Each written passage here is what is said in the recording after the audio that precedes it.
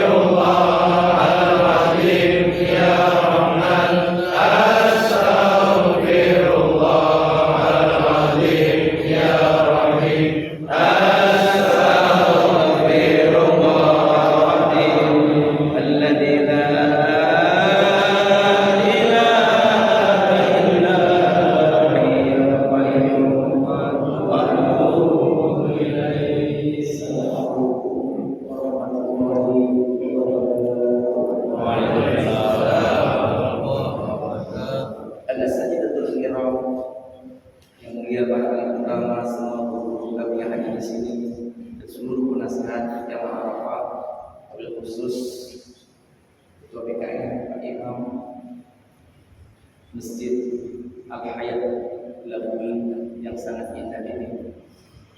InsyaAllah ahad depan kita mengunjungi Masjid As-Sadaqah Langlaga. Setelah itu kita off selama sebulan penuh, karena semua kita wajib melaksanakan 5 waktu berjamaah di masjid masing-masing selama 1 bulan. Mudah-mudahan kita tetap istiqomah terus di jalan Allah sehingga kita bisa meninggal husnul khotimah. Kalau ingin meninggal husnul khotimah, syarat yang paling dahsyat adalah berbaik sangka pada siapapun. Husnuzon, jangan suuzon.